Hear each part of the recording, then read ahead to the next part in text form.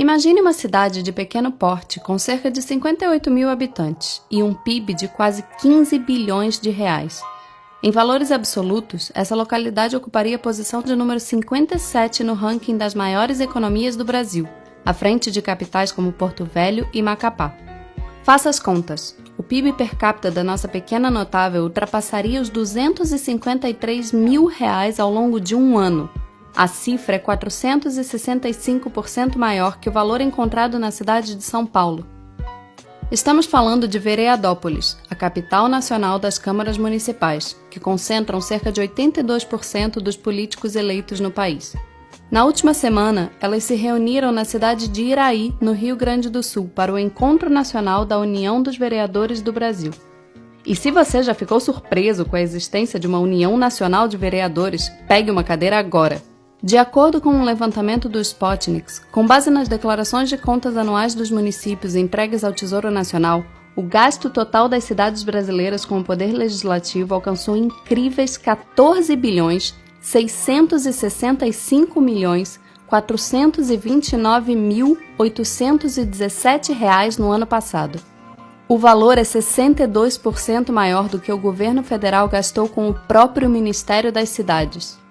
E essa conta pode facilmente ficar ainda maior, já que somente 4.759 das 5.570 prefeituras brasileiras informaram ao Tesouro Nacional o valor empenhado na função legislativa, de acordo com os dados disponíveis no Sistema de Informações Contábeis e Fiscais do Setor Público. Na prática, isso significa que o erário público não sabe quanto foi gasto com quase 1/6 das câmaras municipais do país. Para piorar, não são raros os casos em que as prefeituras inserem rubricas orçamentárias da Câmara Municipal em outros órgãos e vice-versa, quando vão enviar suas declarações ao Tesouro. Por fim, dados incorretos acabam sendo publicados, mas o Ministério da Fazenda alega que a qualidade das informações é de responsabilidade dos municípios. Até onde sabemos, a cidade do Rio de Janeiro tem a máquina de leis mais cara do país. No ano passado, a Câmara do Rio e o Tribunal de Contas do município, que é considerado um anexo do Poder Legislativo, empenharam um total de 880 milhões e 300 mil reais.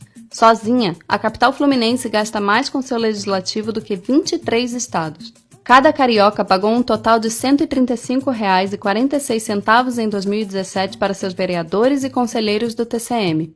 Em São Paulo, a situação não é muito diferente. A maior Câmara Municipal do país e o seu Tribunal de Contas custaram 700 milhões de reais aos cofres públicos no ano passado.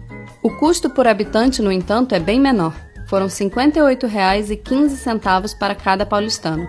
Aliás, dividindo o custo das câmaras de vereadores pelo número de habitantes que elas representam, São Paulo e Rio de Janeiro passam longe das primeiras posições. A Câmara Municipal que custa mais caro aos seus contribuintes no país fica em São Pedro das Missões, microcidade do interior do Rio Grande do Sul.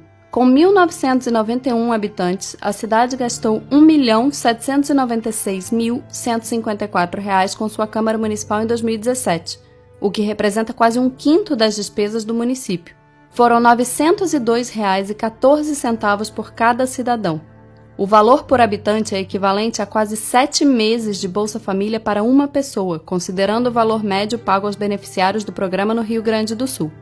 Ironicamente ou não, em janeiro do ano passado, a Câmara de Vereadores mais cara do Brasil aprovou a Lei Municipal 658/2017, que autorizou o prefeito de São Pedro das Missões a decretar estado de calamidade financeira, em virtude do elevado estado de endividamento da cidade e da constante baixa na arrecadação municipal ocorrida nos últimos anos. São Pedro das Missões está longe de ser um caso isolado. Em todo o país existem 918 cidades que gastam mais de 80% de suas receitas próprias apenas com vereadores.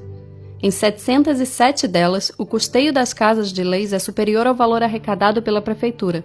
Essa autêntica jabuticaba pode ser explicada pela Constituição de 1988, que estabelece percentuais máximos da receita dos municípios destinados aos seus legisladores. O problema está na base de cálculo. Além de excluir os gastos das câmaras municipais com servidores aposentados, os percentuais são estabelecidos com base na receita obtida no ano anterior, incluindo na conta não apenas o valor arrecadado pela cidade por meio de seus tributos, mas também as transferências constitucionais recebidas da União e dos Estados. Não tem como essa conta fechar.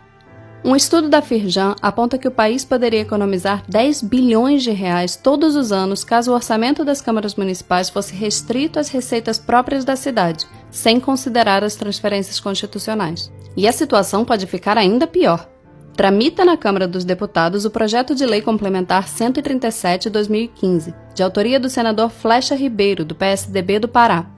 Já aprovada no Senado, a proposta torna ainda mais flexíveis as regras para a criação de novos municípios, o que serviria como impulso para um crescimento ainda maior dos gastos com a nossa tão querida Vereadópolis.